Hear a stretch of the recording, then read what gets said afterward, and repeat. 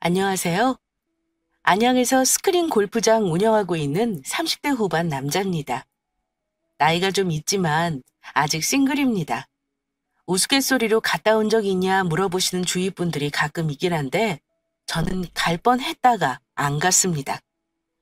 나이 때문에 결혼이라는 걸 급하게 할 필요 없다는 일 겪고 나서는 이젠 오히려 마음이 여유롭습니다. 급하게 먹는 밥 체한다고 하잖아요. 저는 작년에 만나던 여자친구와 결혼 준비하는 과정에서 파혼했습니다. 제가 나이가 있고 운 좋게도 부모님께 물려받은 재산도 좀 있어요. 부모님이 제 앞으로 건물 해주신 것도 있고 두 분 다 노후 빵빵하십니다. 저는 형만 둘이 있는데 둘 다 결혼했고요. 조카들이 뭐 벌써 고등학생이고 군대 간 놈도 있고 그렇습니다. 그러니 집에서도 저를 빨리 치우고 싶어 하셨죠. 솔직히 부모님이 소개해주는 여자랑 맞선도 몇 번 봤습니다. 하지만 내 맘이 가는 상대를 만나기 어렵더라고요. 그래서 늘 했던 생각이 결혼만큼은 내가 좋아하는 여자와 하겠다는 거였습니다. 제 친구 역시 초등학교 교사랑 결혼했는데 만족도가 높더라고요. 저한테 잘해보라고 하면서 해준 말이 결혼해보니까 휴일도 많고 나름 여유로운 일상생활 하려면 여자 직업이 중요하더라. 솔직히 금전적으로는 큰돈 버는 거 아니지만 돈이야 내가 벌면 되는 거고. 너무너무 따지다 보면 결혼 못해. 내가 봤을 때는 너랑 잘 맞는 것 같으니까 마지막 기회라 생각하고 잘 만나봐라. 나도 이것저것 따지는 사람 아닌데 왜 이리 사람 만나는 게 어렵냐? 암튼 알았다. 네가 어렵게 소개해주는 건데 나도 가벼운 마음으로 만나면 안 되지. 친구놈 조언을 새겨들으며 마음을 단단히 먹고 여자분을 소개받았습니다. 그 여자는 초등학교 선생님이었는데 저와는 8살 차이가 났습니다. 나이 차이가 많이 나서 혹여 어색하지는 않을까 했는데 처음 만났을 때 생각보다 느낌이 좋았습니다. 말도 잘 통했고요. 아무래도 조심스러워 제가 적극적으로 다가가지 못했지만 부담 없이 만나보자는 말에 2번, 3번 만나게 되다가 교제를 하게 되었네요. 나이 들어갈수록 이것저것 따지다 보니 남자나 여자나 좋은 사람 만나는 게 어렵다는 말을 종종 들었는데 우리는 처음 연애할 때부터 상대방에 대해 이것저것 많이 따지지는 않았습니다. 적어도 제 생각에는요. 솔직히 말씀드리면 저는 여자친구가 예뻐서 좋았습니다. 기왕이면 좋은 게 좋다고 나보다 8살이나 어린데다 예쁘고 학교 선생님이기까지 하니 더 바랄 게 없었어요.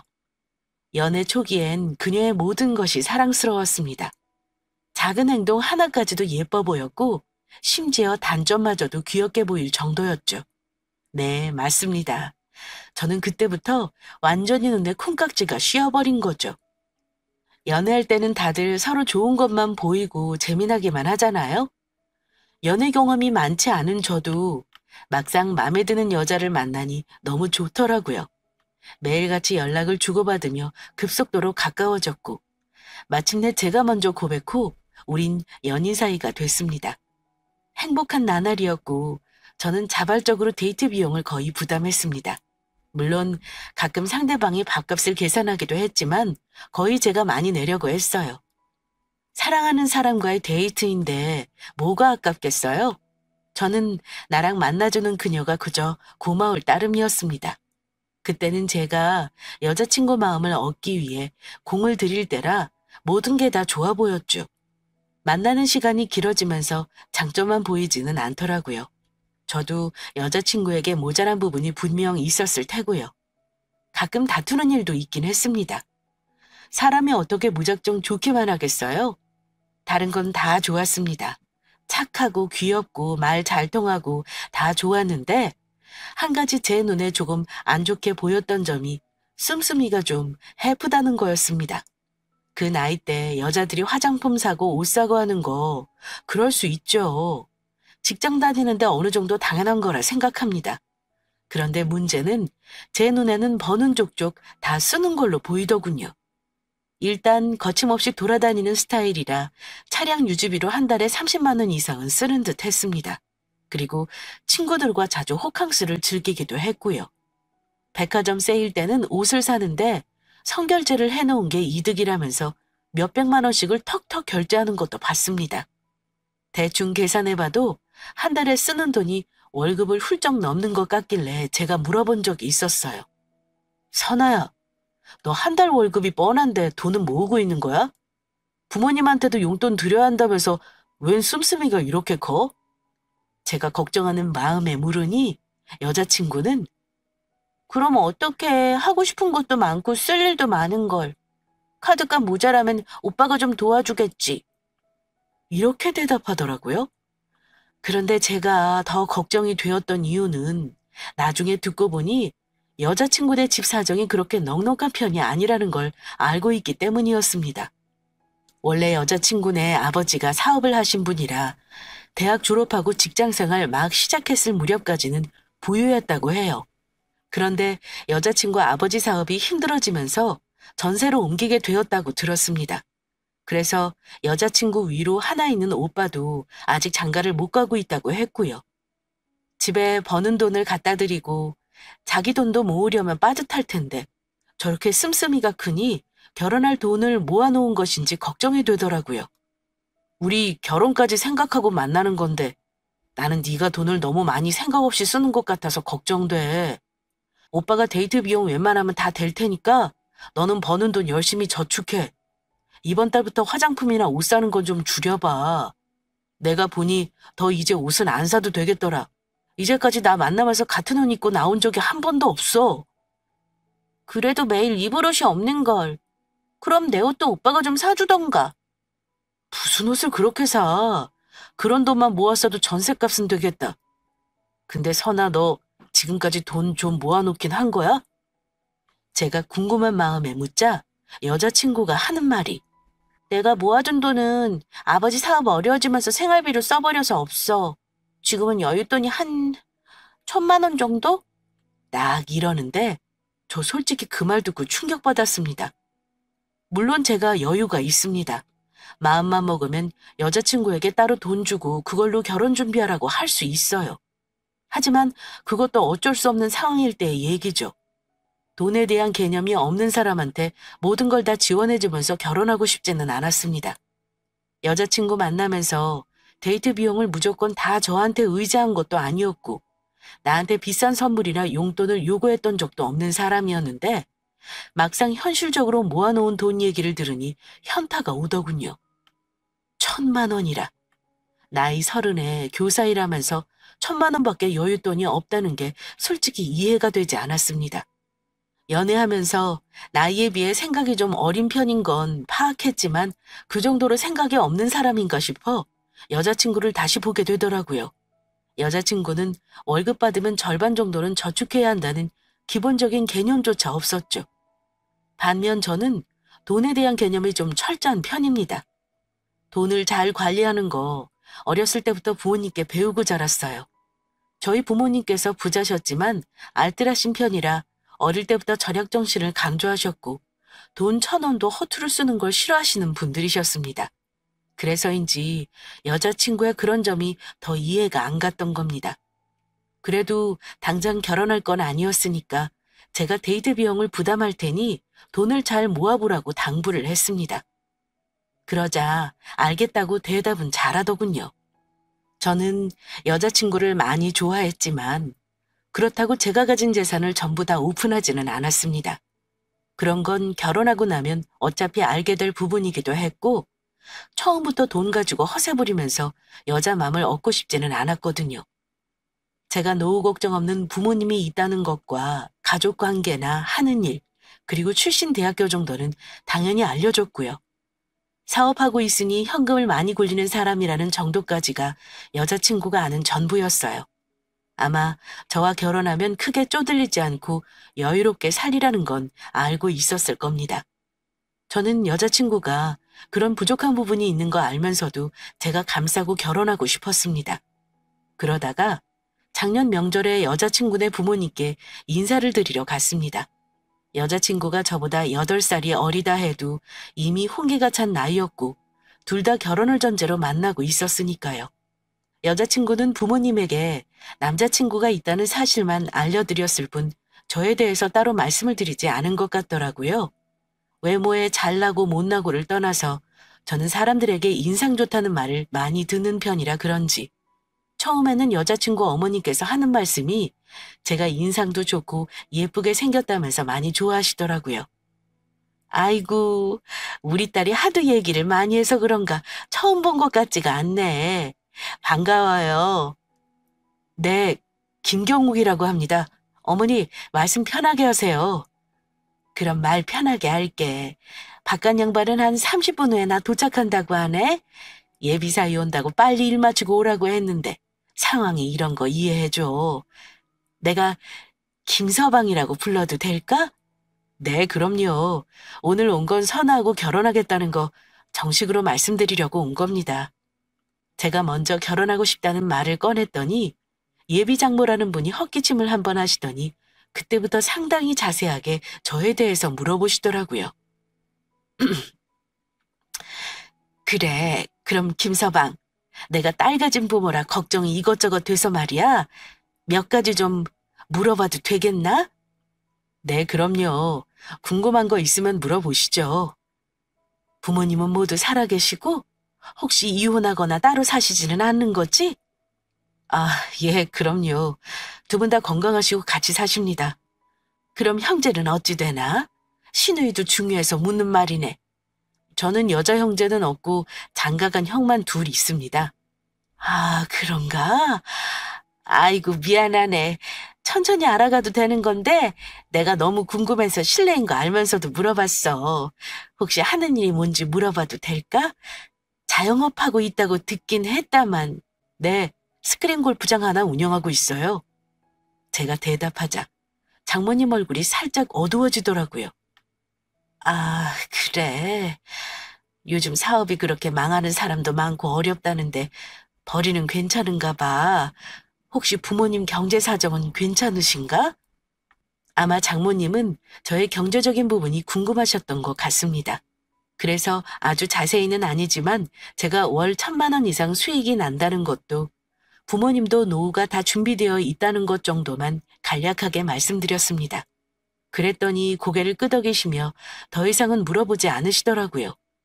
예비 장모님이 저의 가족관계나 다소 대답하기 곤란했던 개인적인 질문을 여러 개 하셨습니다만 저도 나름 그렇게 물어보시는 거 이해는 했습니다. 제가 딸 가진 입장에서 결혼할 남자를 인사시킨다면 물어볼 법한 질문들이었으니까요. 그러고 나서 얼마 후에 예비장인과 여자친구의 형이 집에 왔고 차례차례 인사를 했습니다. 예비 처가에서 준비해준 식사를 하고 그 자리를 마쳤죠. 여자친구 집은 그때 처음 가봤는데 제가 생각했던 것보다 형편이 안 좋아 보이진 않았습니다. 전세라고는 했지만 30평대 아파트였고 예비장인은 어려워진 사업을 일으키기 위해 여자친구 오빠와 고군분투하고 있다는 얘기도 들었고요. 여자친구에게 듣던 것보다 더 자세히 예비 처가의 사정에 대해 알게 되었죠. 들어보니 갚아야 할 빚이 참 많긴 하더라고요. 몇 천만 원대가 아니라 수억 원대의 빚이 있다는 거 예비 장인에게 들었습니다. 저 역시 사업하는 사람이기 때문에 예비 장인의 심정이 어느 정도 이해가 가더군요. 예비 장인어른이 저한테 했던 말이 있는데요. 지나고 생각해보니까 그래도 그 집에서 정신이 똑바로 박히신 분은 예비 장인이 아니었나 생각이 듭니다. 우리 선아가 나이는 30인데 하는 짓은 영 마뜩잖아. 하고 싶은 거 다 해주고 키웠더니 영 철이 없는 거지. 결혼할 사람 있다고 데려온다 그러길래 걱정 많이 했는데 나는 자네 마음에 드네. 다만 우리 쪽이 너무 부족해서 그게 마음에 걸려. 혹시 우리 집 사정은 얘기 들은 게 있는가? 네, 어느 정도는 알고 있습니다. 그래도 딸 시집 보내는데 그냥 보낼 수는 없으니까 우리도 최대한 도와주려고 하네. 자네가 그런 점만 좀 이해해 준다면 우리 형편 되는 한 도와줄게. 대신 우리 형편 고려해서 예단이니 예물이니 이런 건 간소하게 할 수 있도록 자네 부모님께 잘 말씀드려주게. 예비장인은 제가 마음에 꼭 드셨던 것 같습니다. 예비 사이로 낙점하고 계셨으니까요. 그런데 문제는 예비 장모였죠. 뭔지는 모르겠는데 장인어른이 오시기 전에 제게 여러 가지 질문을 하시고 나서는 그다지 저에게 호의적인 느낌은 아니었습니다. 어쨌든 그렇게 인사를 드리고 돌아왔고 저는 당연히 여자친구 집안에서 저를 사윗감으로 마음에 들어할 거라 생각했습니다. 그런데 결론만 말씀드리자면요. 나중에 여자친구에게 물어보니 예비장모가 저를 그다지 마음에 들어하지 않았다고 하네요. 솔직히 충격이었습니다. 장모님이 나 마음에 안 드신 이유가 뭐래?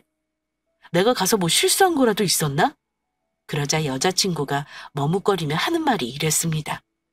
아니, 그런 건 없는데. 오빠, 내 말 듣고 너무 기분 나빠하지 마. 오빠가 나이도 너무 많고 나보다 학벌이나 직업이 영 처진다면서 걱정하시더라고. 원래 딸 가진 부모들은 그래. 자기 딸이 잘난 거 없어도 딸 도둑 맞은 기분 들고 그러는 거래. 너무 신경 쓰지 마. 그래도 내가 결혼한다 그러면 우리 엄마가 어쩌겠어? 우리 아빠는 오빠 마음에 드신대. 학벌이나 직업이 별로라 하셨다고? 내가 공부를 썩 잘하진 못해도 돈 버는 재주는 있는데 설마 어머님은 학벌이 더 중요하신 분이신가 보네? 오빠도 참. 그게 아니라 내가 교사라 아무래도 전문직 남자 쪽에서 선자리가 많이 들어오거든? 결혼 상대로는 교사가 영순이이긴 하잖아. 엄마는 그런 거 생각하고 부족하다고 하신 거지. 그러면서 우리 딸을 결혼시키기에는 제가 너무 부족하고 우리 딸이 저한테는 너무 과분한 상대라고 하셨다는군요. 그 말을 들으니까 너무 속상하고 나 자신이 너무 초라하게 느껴지더라고요. 저 나름대로 열심히 산 사람이고 좋은 부모님 밑에서 부족한 거 없이 자라왔다고 생각했는데 내가 나이가 많고 자영업을 한다는 이유로 여자친구 부모님 마음을 충족시키지는 못한 것 같더라고요. 게다가 하는 말이 막내기 때문에 부모에게 물려받을 재산을 형들과 나눠야 하는 것도 마음에 안 든다 하셨다네요. 결혼도 하기 전에 제가 물려받을 재산 걱정까지 하시는 건 또 뭔가요? 부모님 자산은 저도 정확하게는 모르지만 부동산으로 80억, 현금 외화로 5억, 주식으로 10억 정도로 추산하고 있습니다. 그런데 제가 부모님의 재산을 예비장모 앞에서 금액까지 짚어가며 말해야 했던 걸까요? 아마 예비장모는 제가 적당히 잘 사는 집의 막내 아들 정도로만 생각하셨던 것 같습니다. 여자친구에게 장모님 얘기를 듣고 나서는 저희 부모님께 너무 죄송한 마음을 들더군요. 어쨌든 여자친구는 저한테 자기 엄마는 자기가 설득하겠다면서 큰 소리를 치긴 하더라고요. 저희 집에 여자친구가 먼저 인사하러 왔을 때 저희 부모님은 가족관계를 묻긴 했지만 무리한 질문은 안 하셨습니다. 다만 대화 나누시면서 결혼에 대한 직접적인 얘기는 얘기 안 꺼내셨어요. 이런저런 얘기했지만 저희 어머니는 딱 한마디 했습니다. 우리 경욱이가 나이 많아서 그쪽 집안에서 안 좋아하실까 봐 걱정이네. 그래도 우리 아들 착하고 성실하니까 선아 씨가 잘 좀 얘기해 줘요. 둘이 결혼 계획 구체적으로 세우면 나한테 꼭 말해주고. 이렇게요. 그 자리가 저는 결혼할 여자 소개해주겠다고 간 거였는데 저희 엄마도 분명 궁금한 게 많으셨을 겁니다. 사실 미리 여자친구 사정에 대해 대충 말씀드리긴 했습니다. 그때 제 얘기 다 듣고 나서 어머니가 하셨던 말씀이 네가 좋다니까 엄마가 뭐라 하겠니? 근데 결혼이라는 게 한쪽에서 너무 준비가 안 돼 있는데 급하게 몰아붙여 하면 탈나는 법이야. 차라리 충분히 시간 좀 가지고 준비하는 게 낫지 않겠어? 엄마, 그러다가 나 40 넘어가면 어쩌라고요? 조금 부족해도 결혼해서 같이 열심히 사는 게 훨씬 나은 거죠. 네 말도 일리는 있다만 엄마는 걱정이 되는구나.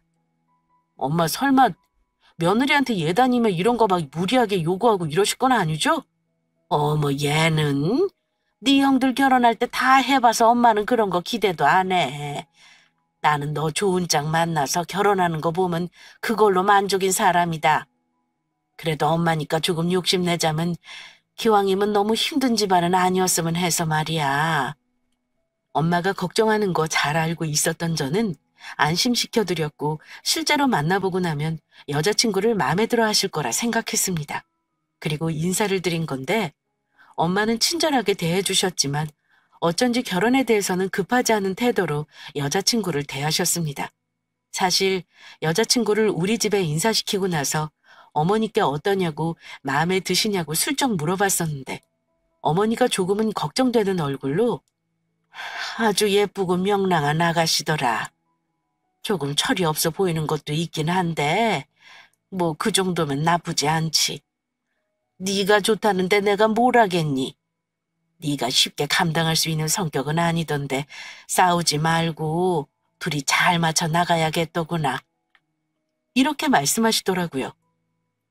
그랬었는데 제가 어떻게 여자친구 엄마가 저를 마음에 들어 하지 않는다고 부모님께 말씀드릴 수 있겠습니까?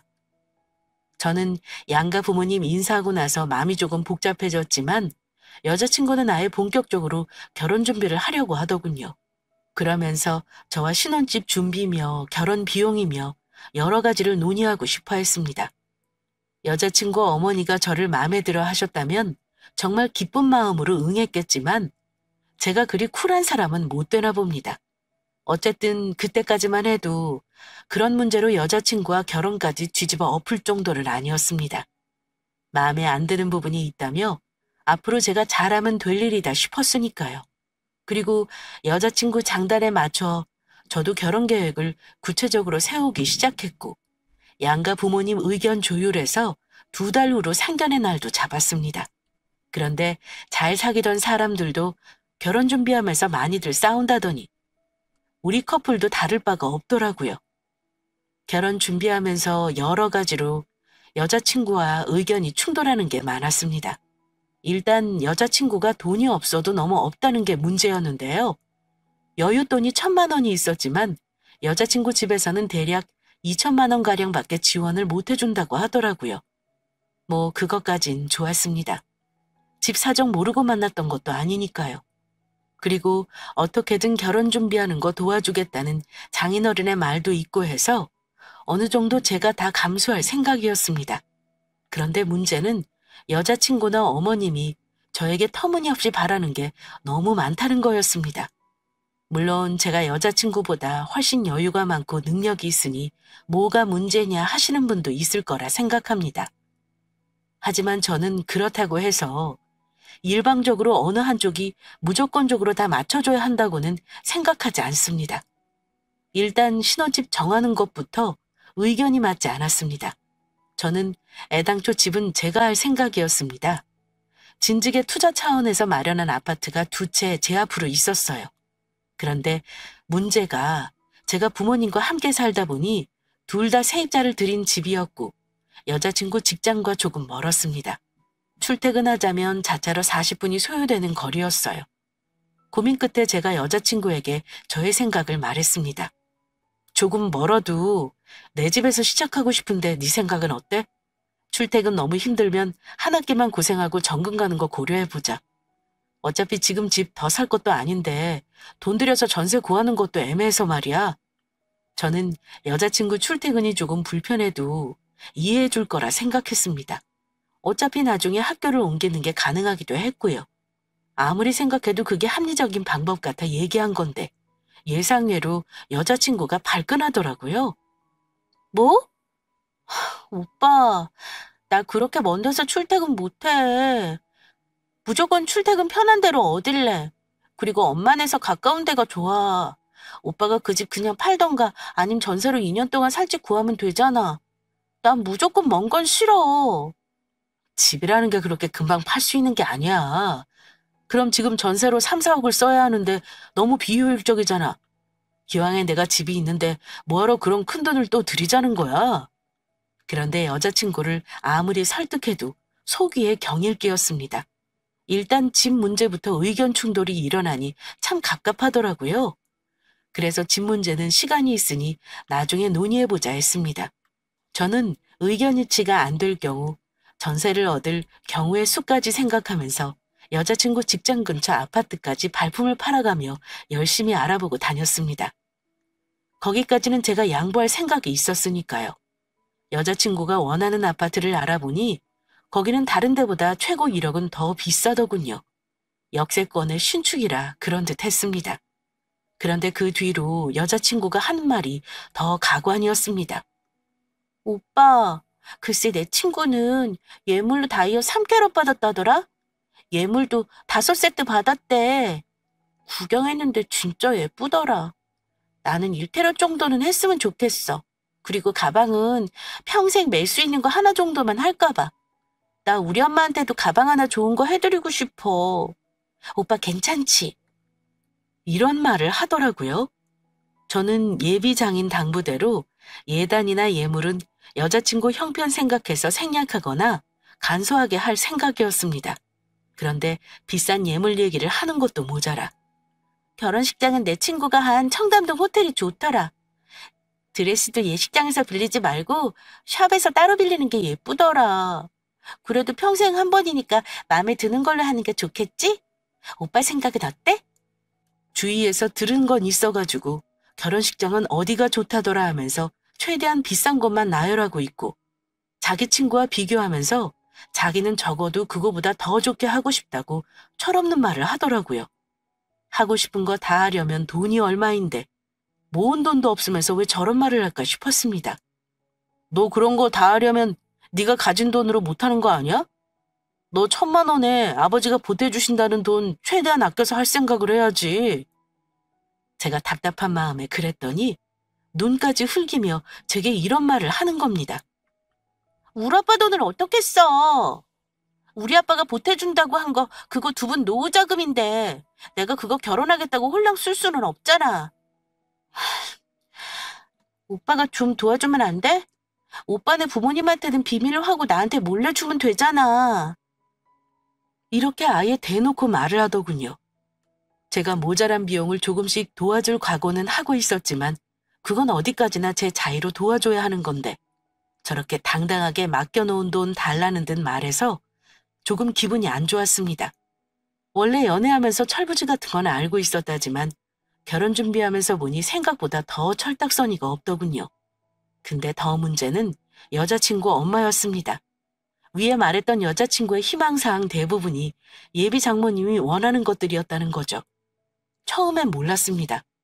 그런데 집 문제로 의견이 안 맞을 때 예비 장모가 저한테 전화를 하신 적이 있었습니다. 선아가 집 문제 때문에 골치 아파하는 것 같던데 그건 여자 의견대로 해줬으면 하네. 아무래도 친정도 멀고 직장도 멀면 여자가 힘들지 않겠나? 이렇게 말씀하시길래 안 그래도 제가 전셋집을 알아보고 있습니다, 장모님. 근데 그 동네 시세가 좀 비싸서요. 선아가 원하는 곳으로 알아보려니 예산을 좀 초과하네요. 그럼 적당한 곳으로 하고 여윳돈을 남기는 게 낫지 않겠어? 우리 선아한테 결혼 비용은 따로 얼마 정도 줄 셈인가? 나도 그걸 알아야 이것저것 준비를 할 수 있지 않겠나. 신랑 측에서 더 해와야 하는 거 알지? 우리 선아 정도면 1등 신부감인데 솔직히 말해 돈 싸들고 와서 줄 서는 신랑감들도 많아. 그런 거 다 포기하고 자네한테 보내려는 건데 이 정도는 당연한 거라 생각하게. 이런 말씀을 하시더라고요. 그러니까 두 모녀지간에는 결혼 준비하는 비용을 전부 다 저한테 받아쓰기로 한 걸로 얘기를 이미 한 것 같았습니다.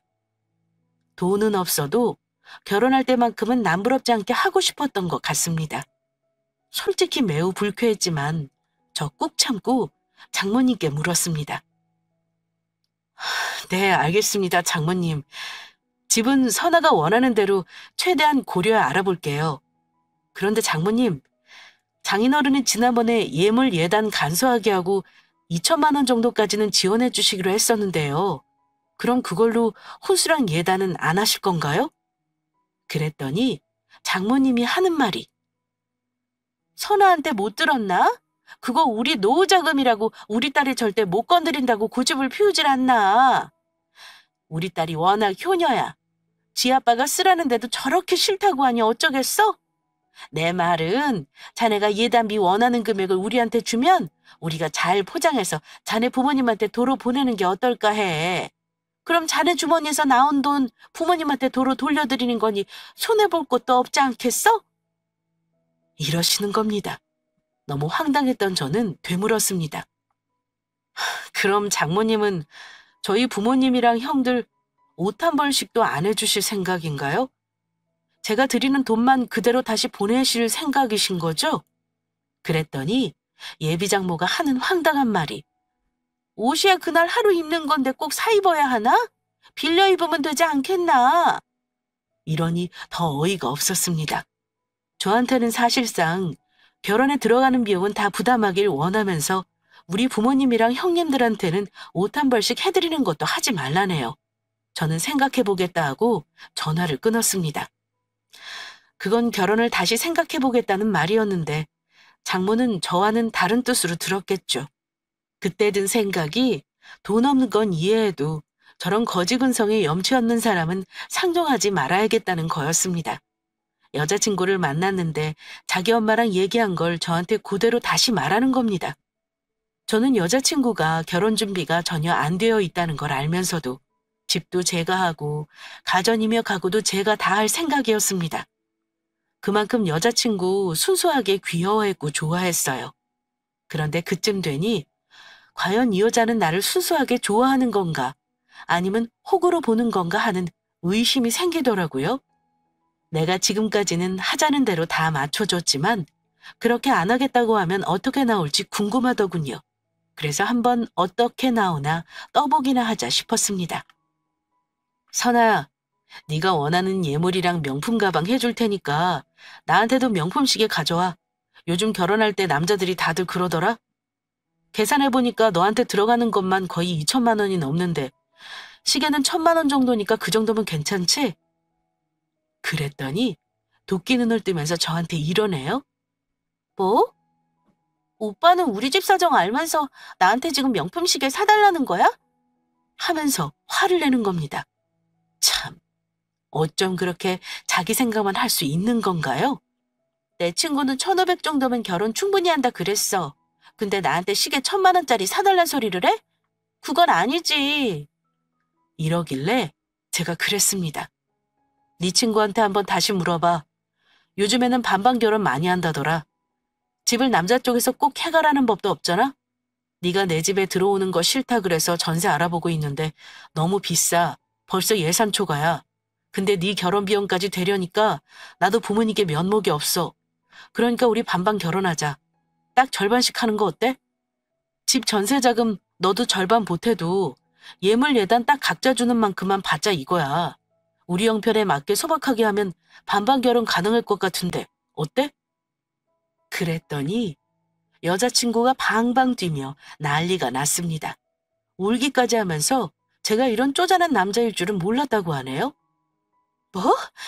반반 결혼? 웃기고 있네. 오빠가 도와주기로 해놓고 이제 와서 왜 딴소리야? 남자가 다 내야지 쪼잔하게 이제 와서 계산하자는 거네?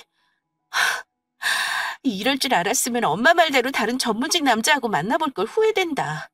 오빠가 이렇게 쪼잔한 사람인 줄 몰랐어. 나랑 결혼하기 싫으면 싫다고 해. 이깟 결혼 나도 안 해도 그만이야. 나 같은 여자 데려가면서 그 돈 쓰기 아깝다는 거잖아. 너 원래 이런 애였어? 이렇게 막무가내 경우 없는 애였구나. 분명 결혼 안 해도 그만이라고 네 입으로 말한 거다. 저도 여자친구의 무례한 말에 화가 나서 대꾸했습니다. 그랬더니 옆에서 자기 엄마한테 전화를 하고 울고 불고 난리를 치더라고요. 그러면서 저한테 결혼 없었던 걸로 하자고 소리를 지르더니 자기 집에 데려다 달라길래 차에 태웠습니다. 선아 너 지금 나한테 결혼 없었던 걸로 하자는 거 진심이지? 엄마가 당장 집으로 오래. 나 오빠랑 결혼 안 해. 못 해. 그래. 나도 너랑 결혼 다시 생각해봐야겠다. 네 말 무슨 말인지 알겠어. 나도 너랑 결혼 힘들 것 같다. 더 할 말이 없었던 저는 여자친구를 집에 데려다 주려 했습니다. 내가 여자 보는 눈이 참 없었는가 봐요. 그 난리를 치고 나니까 갑자기 결혼할 마음이 싹 달아나더군요. 가는 길에 저는 우리 동네 상가 건물 앞에 차를 세웠습니다. 제 사업장이 있는 5층짜리 상가 건물이었고 4층 전층은 제가 사용하는 공간이었어요. 결혼 안 하더라도 이거 하나 보여주고 싶어서 말이야. 제가 여자친구를 내리라고 하니까 뾰루통한 표정으로 내리기 싫다고 하더군요. 여기 왜 온 거야? 오빠 가게 구경하라고 왔어? 나 지금 그럴 기분 아니야. 헤어지는 마당에 뭐하러? 그래서 그럼 그 자리에서 들으라고 말해줬습니다. 저기 4층에 알다시피 나 사업장이고 넌 몰랐겠지만 저 건물 내 거야. 우리 부모님이 해주신 내 건물. 제 말을 들은 여자친구가 눈을 동그랗게 뜨고 저를 올려다보더군요. 뭐? 저 건물이 오빠 거라고? 근데 왜 지금 그런 말을 하는 거야? 잘 봐두라고 하는 말이야. 네가 나랑 결혼했으면 저 건물주 부인 될 수 있었을 건데 네가 지금 그 기회를 뻥 차버렸다는 거 알아두라고 말해두는 거야. 네 입으로 나랑 결혼 안 하겠다고 했으니까 말이야. 뭐라고? 오빠, 무슨 말을 그렇게 쉽게 해? 내가 화나서 한 말 가지고 지금 나한테 뭐 하자는 거야? 저는 제 건물을 보여주고 여자친구를 집에 데려다 줬습니다. 여자친구 집에 가는데 조금 전까지 그렇게 성질을 부리던 여자친구는 누구에게 그렇게 카톡질을 하는지 손이 아주 바쁘더군요. 여자친구 집에 도착해서 저는 직접 결혼 안 하겠다 말씀드리기 위해 여자친구 집에 들어갔습니다. 확실히 마무리하고 오는 게 후련할 것 같아서요. 갔더니 예비장모가 웃으면서 나오더라고요. 아니, 선아랑 같이 결혼 준비하느라 바쁘다면서 여기 뭐하러 와? 하며 반기시길래 저는 단도직입적으로 결혼 안 하겠다는 말씀드리러 왔다고 말해버렸습니다. 장모님이 원하시는 거 제가 다 맞추기는 아무래도 힘들 것 같습니다. 아무쪼록 짧게 맺은 인연 이렇게 끝내게 된 거 사과드리고요. 따님이 좋은 짝 만나기 바라겠습니다. 제 할 말만 하고 일어나려는데 두 여자가 방방 뛰며 저를 붙잡더군요. 오빠가 원하는 대로 반반 결혼할게. 전세는 얻지 말자. 생각해보니까 오빠 집이 있는데 돈을 왜 또 들여. 그냥 거기서 살자 우리. 어? 그리고 나머지는 내가 어떻게 해서든 돈 마련할게. 혼수랑 예단이랑 신혼여행비랑 전부 다 반반하자 오빠. 옆에 있던 예비장모 역시 마찬가지였습니다. 그래 김서방, 내 말은 잊어버리게. 생각해보니 자네 말이 맞는 것 같아. 합리적인 사람인데 내가 그걸 모르고 내 생각만 고집했지 뭔가. 자네 생각대로 하게. 발빠른 태세 전환으로 이제는 모든 것을 저에게 맞추겠다고 하시는데 그 두 여자를 보며 헛웃음이 나왔습니다. 돈의 위력이 이렇게 큰 거구나 하고요. 게다가 욕심 많은 여자친구 눈에 그 건물이 얼마나 욕심이 났겠습니까? 얼른 태도 바꾸고 저한테 비굴하게 나오는 게 낫다고 판단했겠죠.